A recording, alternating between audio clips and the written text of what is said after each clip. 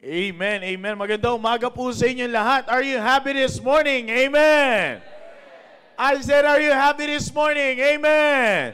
Alright, why don't you just turn around for a while at ngitian muna natin yung ating mga kapatiran na nasa kanan, kaliwa, likod, harap, yan. At kung abot sila ng inyong mga kamay, kamayan nyo muna mga kapatid kasi mamaya yung kamayan natin, dadayo na tayo sa mga malalayong lugar.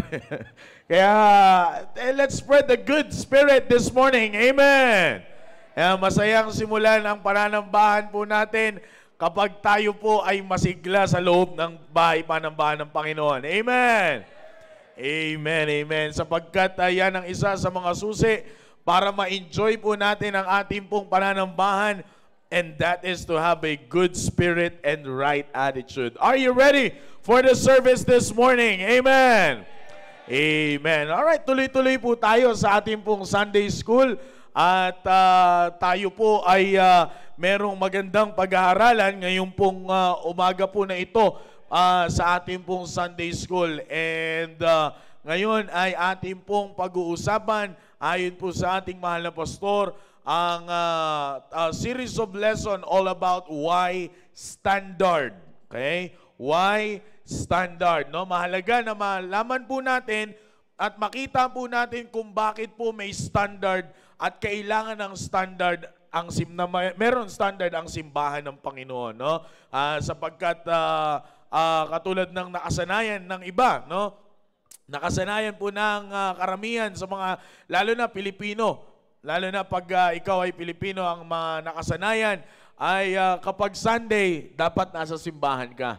Yun ang nakasanayan ng mga Pilipino. Pero katulad nga ng lagi po nating sinasabi every time na tayo po ay, sino na po nakakapag-soul winning po dito? Like nakaka-involve kayo sa area, would you please raise your hand? No, nakakapag-soul winning kayo, nakakapag-share kayo ng gospel. Yan, di ba?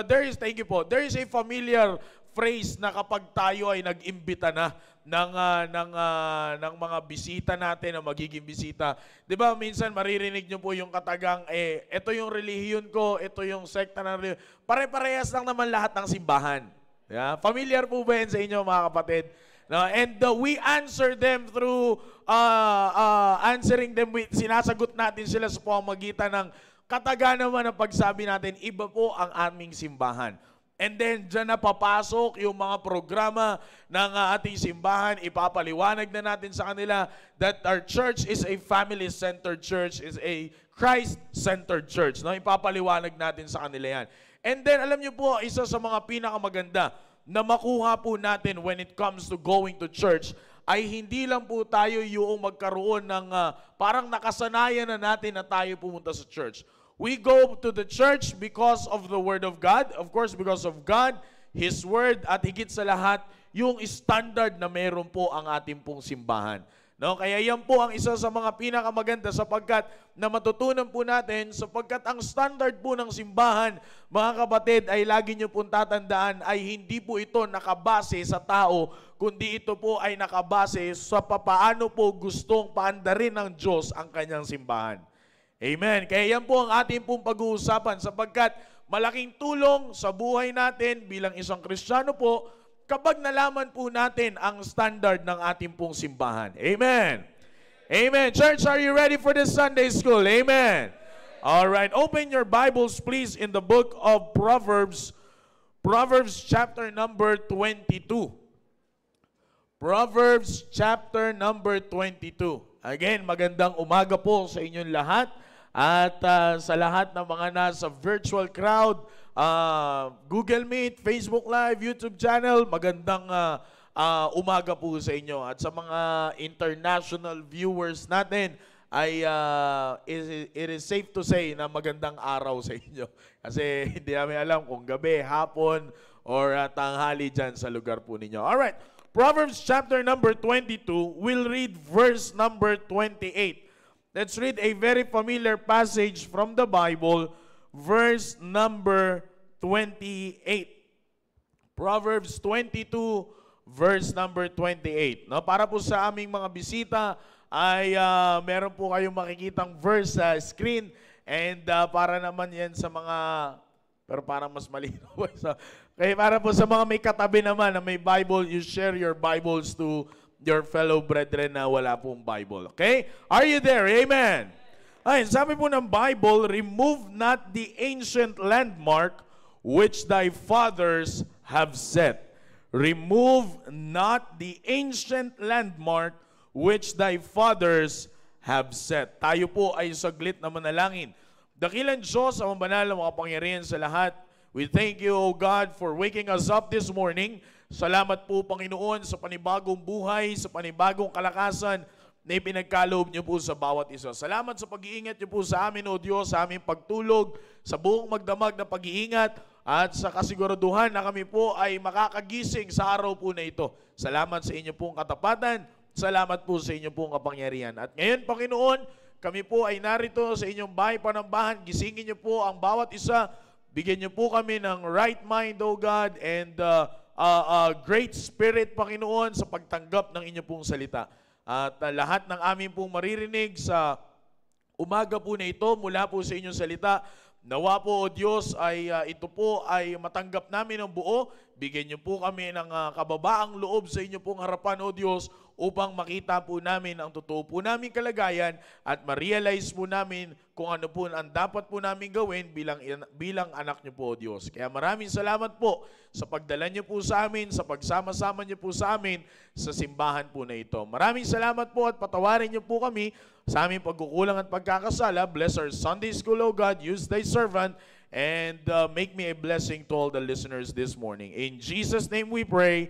Amen. Amen. Please be seated. At again, ay ako po ay naniniwala na sa umaga po na ito ay marami po tayong matututunan pagdating po sa standard. Katulad po ng aking pong nabanggit po sa inyo, standard is the very thing that we should know when we do something or we acquire something. Naalala niyo po, isa po yan sa mga kadahilanan kung bakit po, no? Kung bakit po natin i-check ang ating mga binibili.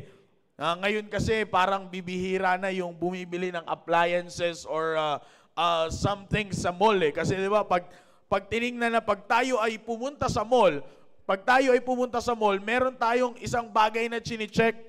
No, makikita minsan hinahanap natin yung bilog na maliit na sticker na nakalagay ay QC.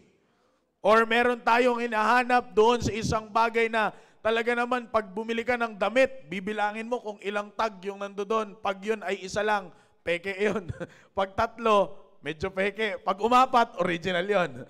Dapat makita mo yung made in China, made in Vietnam, diba? Dapat makita mo lahat ng tag na yun. Bakit?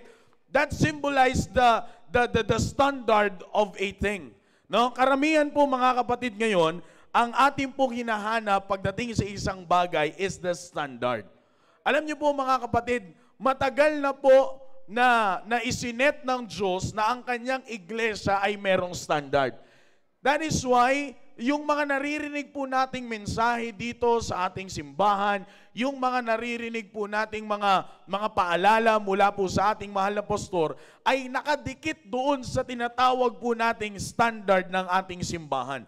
Because without standard mga kapatid, mahirap mamuhay ng walang standard. Amen. Amen. Now, pagdating sa isang gamit, mahirap gamitin kapag hindi ka sigurado sa standard.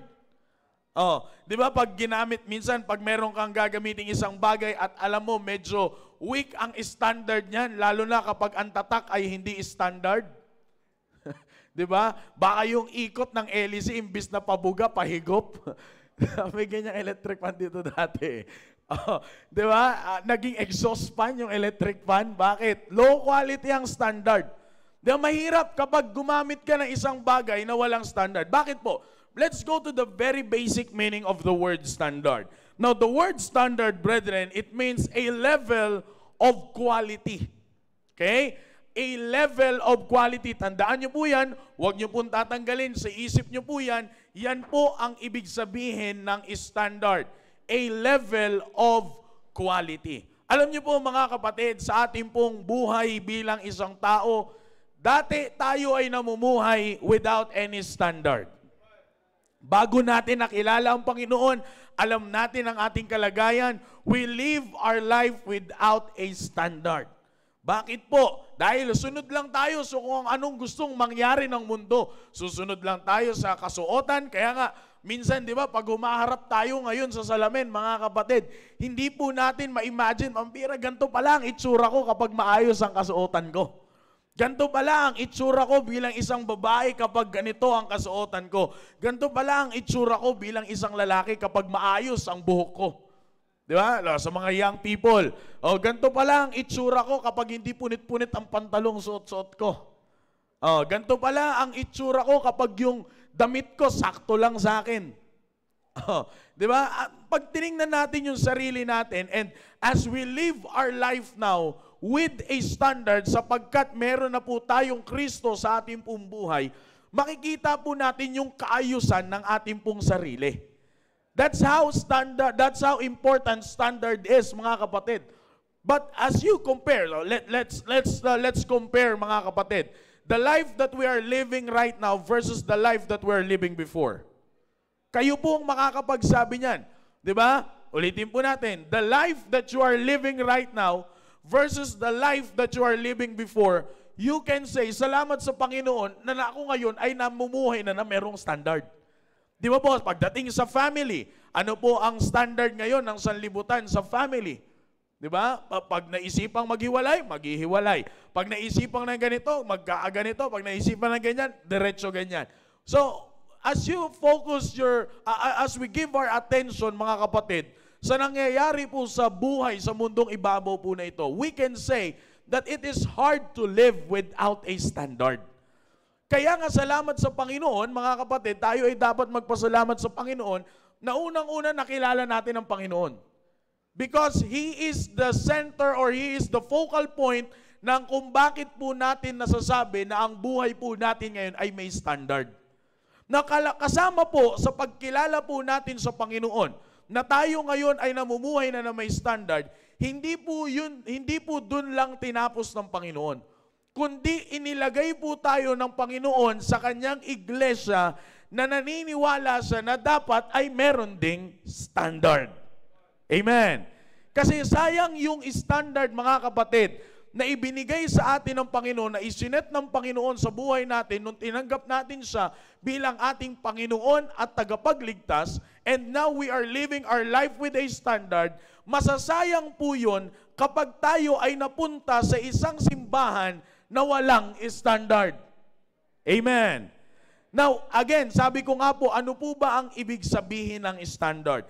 Standard is a level of quality. Yan po ang tatandaan po natin. Now, kung bakit napakahalaga po na ang ating simbahan ay may standard at napakahalaga na dapat ang isang simbahan ng Diyos ay merong standard na sinusunod sapagkat diyan po makikita ang quality natin bilang isang anak ng Diyos. Katulad nga po, sabi ko nga po sa inyo, lalo na ang isang Pilipino, my goodness, talagang halos plano ata ng isang Pilipino na pasukin ang lahat ng sekta ng relihiyon. Pag tinanong mo siya, this week, ito ang kanyang relihiyon. Pag binalikan mo sa next week, iba na ang kanyang relihiyon. Pag binalikan mo siya, iba na ang kanya. Hanggang ngayon ay makita mo yung practice na sinasabi niya ay salungat doon sa pwede niyang maging standard sa buhay. Kaya nga ganyan po tayo. Simula nung tayo po ay nakilala natin ang ating Panginoon, hindi po doon tinapos ng Panginoon. To continue that standard, kailangan meron po tayong isang organisasyon na mag-aalaga ng standard na yan na meron ding standard. Bakit po? Because standard talks about quality. Na pag pumasok ka dyan sa isang bagay na yan na may dala-dala ka ng quality, dapat nandiyan ka na may quality na ang buhay mo. Now, the very purpose of the church is to enhance your spiritual quality. That spiritual quality na inilagay na po sa atin ng Panginoon simula nung nakilala po natin ang Panginoon. Kaya yan po kung bakit napakahalaga, isa sa mga rason kung bakit po napakahalaga na magkaroon ng standard ang isang simbahan. Now, listen carefully sapagkat mamaya po, babaybayin natin kung ano ang nagagawa ng standard ng simbahan. Bakit kailangan sundin ang standard? Alam niyo po, dito sa ating simbahan, meron po tayong standard na sinusunod. Meron tayong standard sa lahat ng mga bagay. Kaya nga minsan, napagsasabi, sobrang stricto daw ng simbahan natin. No, hindi po tayo stricto. We're just following the standard na isinet ng Panginoon, na isinet ng Diyos sa buhay po natin bilang isang Kristiyano. That's why we have His Word, brethren. Sapagkat mula po dito sa kanyang salita, doon po tayo doon kumuha ang simbahan na ito ng standard na para ma-enhance yung quality ng ating buhay bilang isang Kristiyano. Okay? Ulitin ko po, na the very purpose kung bakit may standard ang simbahan, mga kapatid, upang hindi masayang yung standard na na-acquire natin simula noong tinanggap natin ang ating Panginoon bilang ating sariling tagapagligtas. So may standard. Sabi ko nga po sa inyo, alam natin yan, without Christ in our life, alam natin yung buhay natin. We are living our life before without a standard. Now, since that we accept the Lord Jesus Christ as our Lord and personal Savior, we have now the standard in us. Now, kailangan na yan ng isang simbahan na mag-aalaga din ng standard na yan na dapat ay meron din pong standard. Are you getting the point, brethren? Amen. Now, dito po sa ating talatang binasa, ang sabi po ng Bible, remove not the ancient landmark which thy fathers have set. Now, dito po, to be particular in this book that we're reading, mga kapatid, ito pong binasa po nating talata.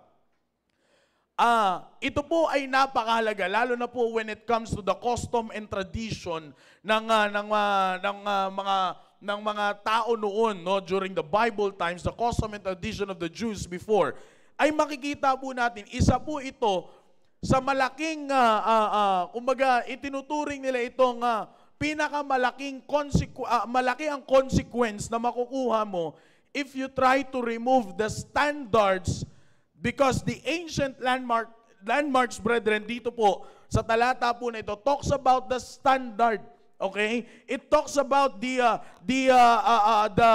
established standard na isinet ng mga nauna po sa kanila. Kaya nga sabi dito, remove not the ancient landmark. Alam niyo po, yung salitang remove not, ibabagsak po tayo if we're going to study the two words right there, remove not, babagsak po tayo sa despise not.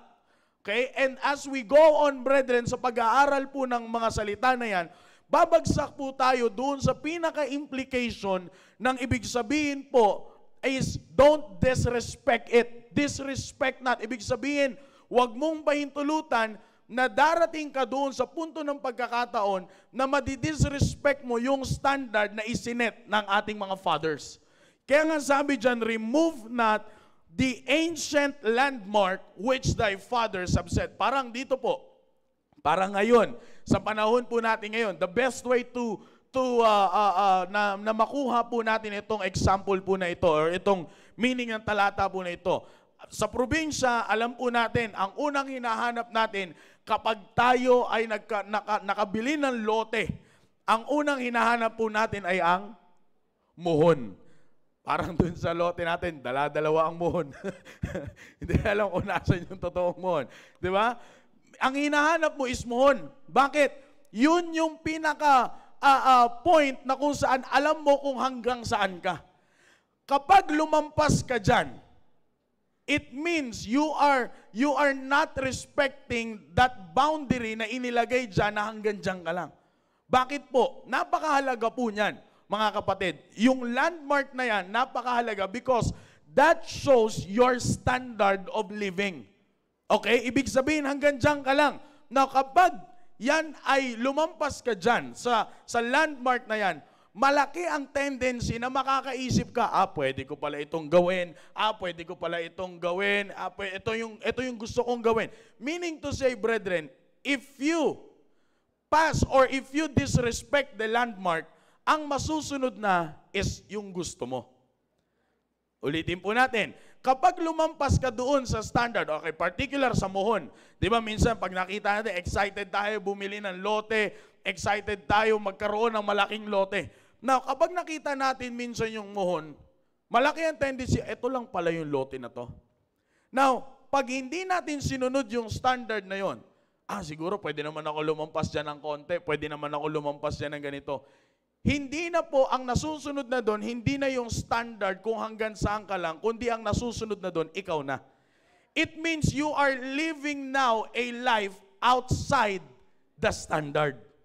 Kaya yan po ang kahalagahan. Now, during Bible time, sabi ko nga po, it is very important sapagkat ini-encourage po the landmark, brethren, emphasizes that you should respect the established boundaries na meron tayo. Now, sa buhay po natin, napakahalaga po ang standard. Kasi kung bakit napakahalaga po yan, yan po ang magpapakita ng established boundary na isinet sa atin ng Panginoon. Kaya nga in the Bible, makakakita po tayo ng mga talata na nakalagay, and be not conformed to this world. And be not conformed to this world. Ibig sabihin, huwag kang makikipag-agree sa kagustuhan ng mundo na ito. Bakit? Because you've got to respect the established standard that is already set by our God. Kaya nga po dito po sa ating simbahan, napakahalaga ng standard. Bakit? Sapagkat dito po tayo natututo kung paano po tayo mamumuhay bilang isang Kristiyano. Now, if we're going to go out from that standard, ang nasusunod na po is not what God wants, but it is what our wants. Yun na po ang nasusunod, yung kagustuhan na natin. Hindi na po yung kagustuhan ng Diyos. Kaya nga po, yan po ang ibig sabihin po yan. Dito po, sabi ng Bible, kaya nga ganun na lang, encourage ni Solomon na ang sabi niya po sa atin ni King Solomon, remove not the ancient landmark, which thy fathers have set. It is already set. Ibig sabihin po, it is already proven. All we have to do is just to follow. Now, sabi ko nga po sa inyo, pagdating sa standard, it means a level of quality. Diyan po natin malalaman kung anong klaseng Kristyanismo meron po tayo when it comes to the standard. Okay? Kaya nga, dito po sa atin ay ine-emphasize talaga, iniisa-isa ang mga standard. Now, if we're going to disobey the standard of the church, makikita po natin yung kahalagahan, yung pagka-sacred ng simbahan. Bakit po? Sapagkat standard has something to do with the quality of our Christianism, mga kapatid. Halimbawa, bilang isang Kristiyano, paano mo makikita ang quality mo when it comes to your Christianity? How you follow the standard. Now, bakit po napakahalaga? Let's go to these 3 points. 3 bagay lamang po ang ipapaalala ko po sa inyo kung bakit napakahalaga. Why standard? Sabi ko nga po, ito po ang simula ng series of lesson ng ating mahal na pastor, all about why standard. Bakit merong standard sa ating pong simbahan? Number 1, why it is very important to remove not the ancient landmark which thy fathers have set. Bakit napakahalaga na hindi po natin i-despise, we should not disrespect the standard of the church which our God has set? Because the standard of the church, brethren, brings us closer to Christ. Ulitin po natin. The standard of the church brings us closer to Christ. Bakit ko po sinabing standard ng simbahan? Ang isa sa mga rason kung bakit yan ang magiging effective way na tayo po ay mapalapit sa Diyos. Sapagkat, sabi ko nga po, kapag ikaw ay may standard, hindi po nasusunod ang kagustuhan natin. Now, that's why we go to church, brethren, in order for us to learn what is right and what is wrong. Yan ang pinaka reason why we go to church, upang tayo po ay lumago. If we're going to ask a single person dito po sa loob ng auditorium, yan po ang lagi nyo pong sasabihin at yan po ang lagi nating magiging sagot. Of course, para matuto ko sa salita ng Diyos, para ako ay lumago sa aking buhay bilang isang Kristiyano, at higit sa lahat, para mag-glorify ko ang Panginoon. Yan yung mga common answers na maririnig po natin kapag tinanong natin ang bawat individual sa loob ng simbahan na ito. Bakit po? Sapagkat yan ang purpose kung bakit tayo pumupunta dito sa church. At yan din po ang purpose kung bakit ang ating simbahan ay meron pong standard. Sapagkat the standard of the church ay hindi lang po hanggang dyan sa mga pinto na yan. The standard of the church is hanggang sa paglabas mo sa pinto na yan at hanggang sa pamumuhay mo bilang isang Kristiyano. Yan ang bakit po? Because the very purpose of the standard of the church is for us to bring us closer sa Panginoon. That's the only goal, brethren. Bakit? Minsan nagtatanong tayo, bakit kasi kailangan yung standard na itong masunod when it comes to marriage? Bakit kailangan bilang isang young people, ito yung masunod when it comes to the life na pinapasamuhay ko ngayon? Bakit ganito? Bakit ganyan? Ang daming question when it comes to the standard. Now, the number one reason why we have standard in the church for us to be more closer sa Panginoon. Bakit po? Because na habang tayo po ay sumusunod sa standard ng simbahan po na ito, tayo po ay nagkakaroon ng pagkakataon na mapalapit sa Panginoon. At habang tayo po ay may pagkakataon na mapalapit sa Panginoon, makikita po natin yung buhay po natin ay tayo po ngayon ay namumuhay na ng ayon sa kagustuhan ng Panginoon at hindi ayon sa kagustuhan natin. Na kung tayo naman po ay papapiliin, mga kapatid, that is the life that we want. Ang alin po? Yung buhay na merong standard. Amen. Kaya nga yan ang purpose. Bakit may standard dito? To bring us closer to Christ. Kaya nga mga kapatid, tayo magpasalamat sa Panginoon. Sabi ko nga kapag alam mong walang standard ang isang gamit na yan, mahirap magtiwala. Kahit sabihin mo, gaano pa kainit ngayon, kung alam mo yung electric fan mo, walang standard at hindi tatak standard, hindi ka tututok dyan eh. Bakit? Imbis na parang blower ng buhok yung buga, mainit din. Kahit anong standard ang gamitin mo, kapag alam mong low quality ang standard niyan, hindi mo kukunin yan. Now, ganun din po sa atin. Dahil alam ng Panginoon, since that we have Him in our life right now, alam ng Diyos na may standard na ang buhay natin, kaya tayo ibinilang sa isang simbahan na merong standard din. Bakit po? Para ma-accomplish yung purpose niya na mas lalo pa tayong mapalapit sa Panginoon. Kaya nga po, yung standard ng simbahan ay hindi na riyan para tayo ay pahirapan.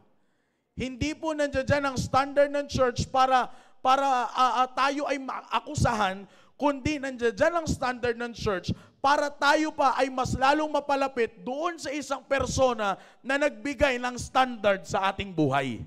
At yan ay walang iba kundi ang ating Panginoon. Number 2 reason, na hindi po tayo gano'ng magtatagal ngayon. Number 2 reason why our church has a standard. Number 1, to bring us closer to Christ. Number 2, it will help us align ourselves to God's plan. It will help us align ourselves to God's plan. Now, alam po natin yan, mga kapatid. We do things na alam natin, ikaw, individually, tayo lang, ikaw, at ang Diyos lang ang nakakaalam yan. May mga bagay na ginagawa po tayo na alam naman natin that it is outside God's plan. Minsan sasabihin natin, susubukan lang. Minsan sasabihin, try lang ba? Try. Pero pag sinubukan natin, makikita natin mga kapatid, yung kaibahan ng resulta ng ma-align ka sa plano ng Diyos sa buhay mo at yung ma-disalign ka sa plano ng Diyos sa buhay mo. Alam po natin yan. Sabi nga ng ating mahal na pastor, noong kanyang mga nakaraang mensahe po sa atin, it will just bring you pain, it will just bring you frustrations if you live your life outside the plan of God. Bakit po? Kaya nga, ano po yung latest na principle na ibinigay po sa atin ng ating mahal na pastor? Do not allow your conviction to turn into emotion. Bakit po? Sapagkat yung conviction mo, yun ay plano ng Diyos sa buhay mo. Kaya ka na-convict, it's because you know what God wants in your life. Alam mo yung gusto ng Diyos para sa iyo. Alam mo yung plano ng Diyos sa buhay mo. Pero pag pinaandar mo yan, gamit ang emosyon, that's your plan. Yan yung plano mo na. Pag pinaandar mo yung conviction mo through your emotion, that is your plan. And pag tiningnan nyo po yun mga kapatid, if we will be honest to ourselves, hindi na tayo naka-align sa plano ng Diyos. Sabi ko nga po sa inyo, yan ang isa sa mga bagay kung bakit merong standard ang simbahan. Para malaman mo na ito pala yung gusto ng Diyos para sa akin. Because sometimes we thought that what we want is always good. Kaya nga sabi ng book of Proverbs, there is a way which seemeth right unto a man, but the end thereof are the ways of death. All the ways of man are what? Clean in his own eyes. But the Lord weigheth the spirit. Yun po ang kagandahan. Kaya bakit may standard ang ating simbahan? Para ituro po sa atin na yung tinatahak mong landas ngayon, it's not aligned with God's plan. Alam niyo po, magpasalamat po tayo sa Panginoon na ang ating pong simbahan ay may standard na kung saan tinutulungan po tayo madirect patungo sa kagustuhan ng Diyos at hindi sa kagustuhan po natin. Sabi ko nga po, minsan sa atin, sa mata po natin, and sa ating practice, minsan okay naman pag sinunod mo yung gusto mo. At the very beginning, parang wala namang nangyayari. At the middle, parang okay pa naman. But the Bible is always talking about the end. Yung katapusan, saan ka dadalhin yan? Naalala ko po, laging sinasabi yan ng ating mahal na pastor, kapag ako ay kinakausap niya, at kapag kinakausap niya po yung ibang mga tao po dito, lagi ko po naririnig sa kanya yung katagang, saan ka dadalhin ng ginagawa mo ngayon?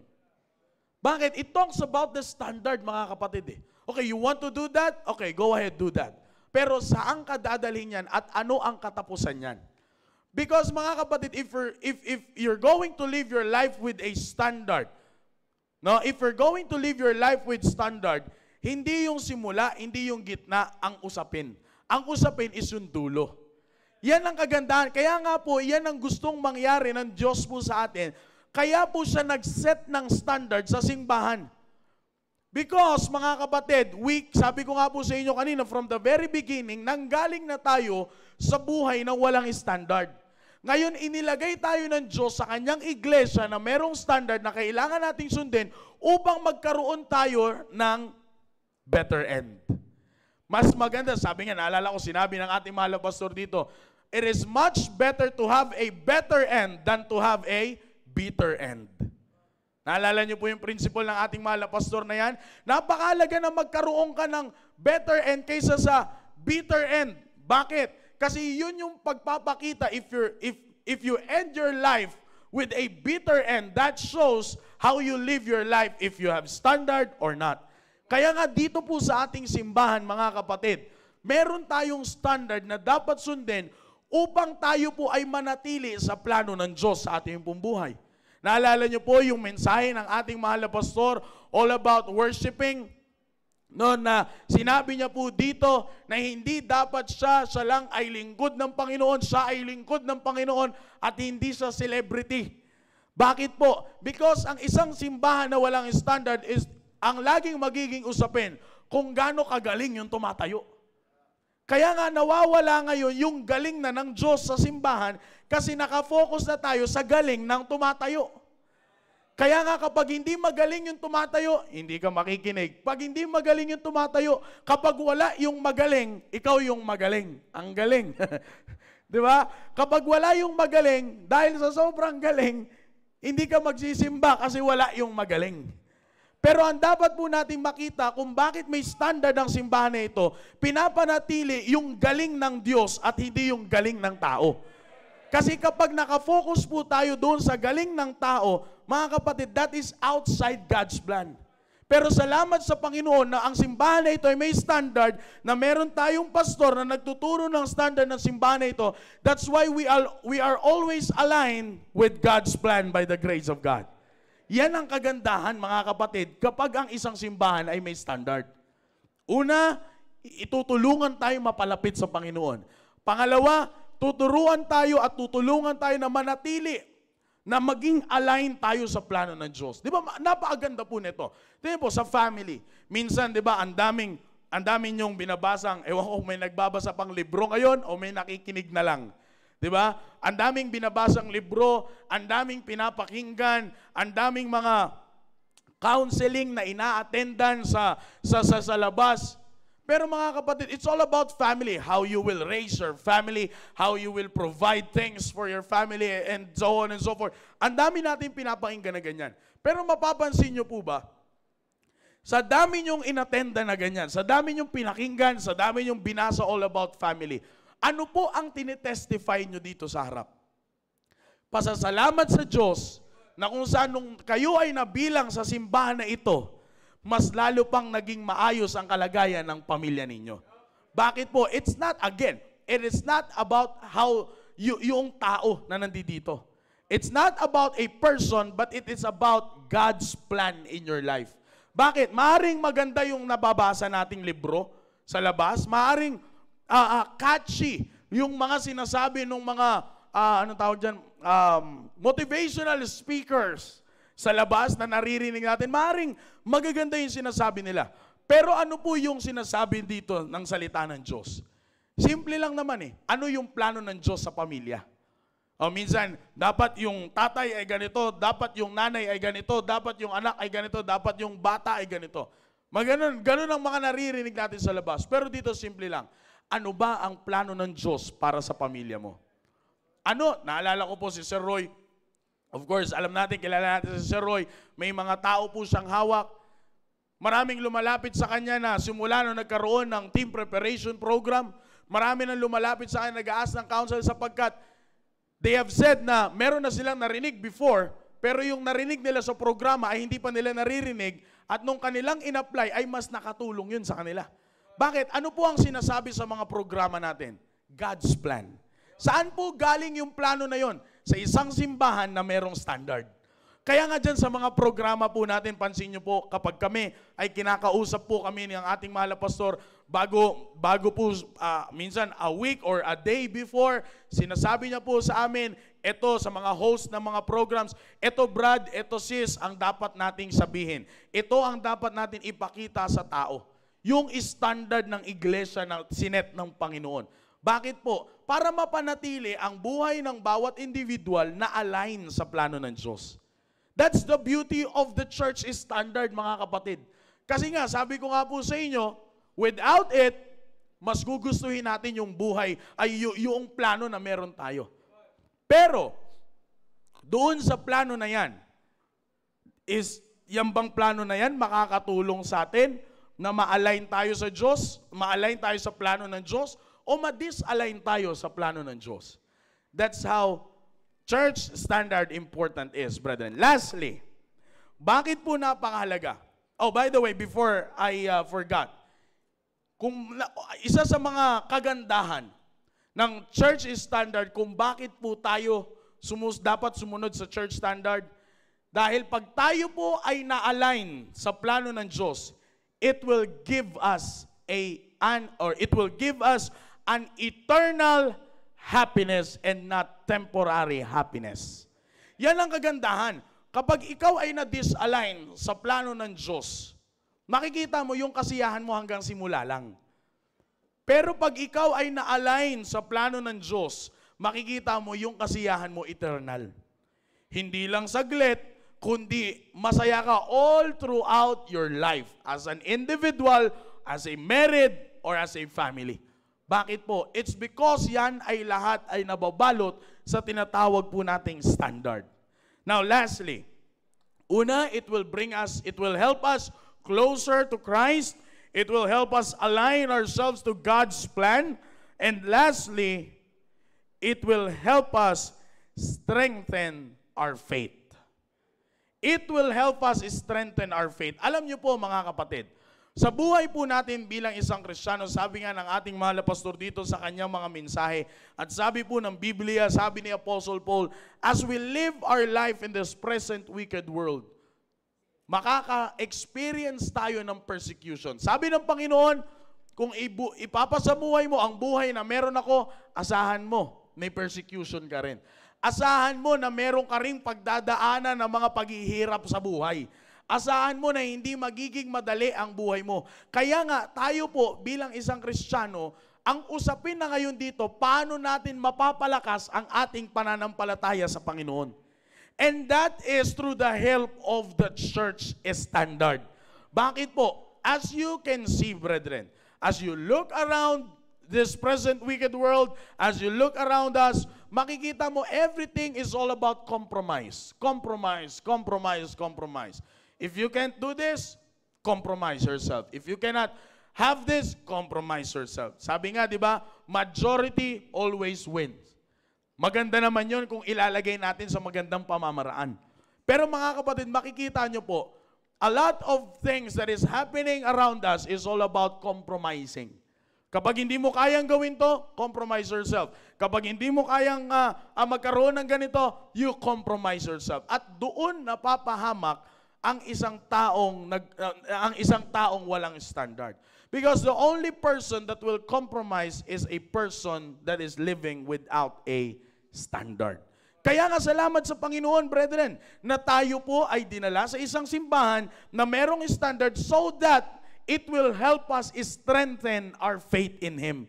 Bakit? Because the more strong ang faith natin, the more we have that stronger faith in our God, in our Lord. Brethren, it is not, hindi na magiging choice sa atin ang salitang compromise. Bakit? Malakas ang pananampalataya natin sa Panginoon. Bagamat ngayon, masasabi natin, ganito ang kalagayan natin, but later on, alam natin na tayo ibibless ng Panginoon. If we will just continue to follow what His Word says to us, brethren, sabi ko nga po sa inyo, hindi malabo na pagpalain tayo ng Panginoon. Kaya ganyan kahalaga mga kapatid at laging sinasabi sa atin ng ating mahal na pastor na kapag pumasok tayo dito sa simbahan po na ito, let's accomplish the purpose. Let's accomplish the purpose. Kapag umupo ka dyan, your purpose is not the air condition itself. Kasi maya-maya, pag napuno na ang auditorium, mainit na. Di ba? Ngayon, sasabihin natin, sabi ko na, hindi na muna ako magsimba, mainit din dyan sa church na yun eh. Oh, di ba? But that's not the main reason why we are here. The main reason why we are here, the purpose is to have a standard in our life. Kaya nga mga kapatid, anuman ang standard ng simbahan po na ito, I will go back to what I said earlier, na kung bakit may simbahan ganito, young people, husband, wives, and sabihin natin family and individual. Kung bakit po may standard ang simbahan po na ito, the very purpose of the standard of this church ay hindi po para pahirapan tayo. Kundi una, para tayo ay mas lalo pang mapalapit sa ating Panginoon, para mas lalo pa tayong ma-align sa plano ng Diyos at higit sa lahat para mapalakas ang ating pong pananampalataya. Because if we have weak faith, mga kapatid, sabi ko nga, mababaliwala ang standard na sinet na ng Panginoon sa buhay po natin. Ano po ba? If we will go back to that standard that I'm talking about, brethren, ano yung standard na meron tayo ngayon? It is the righteousness of the Lord Himself. Kasi wala naman po tayong righteousness eh. Yung righteousness na dala-dala po natin, mga kapatid, na meron tayo ngayon is the righteousness of the Lord Jesus Christ. Now, that is the standard now. Now, imagine niyo po kung ang buhay natin ay may standard na at inilagay pa tayo sa isang simbahan na may standard. Gaano kaganda ang buhay natin bilang isang Kristiyano. Kaya nga, all we have to do, brethren, is just to be thankful to our God na tayo ay nabilang sa isang simbahan na merong standard. Amen! Sapagkat yan ay makakatulong para tayo pa ay mapalapit sa Diyos, ma-align sa plano ng Diyos, at higit sa lahat, lumakas ang ating pananampalataya. Kaya nga mga kapatid, yung choice, wala dapat tayong multiple choice na letter A, follow the standard.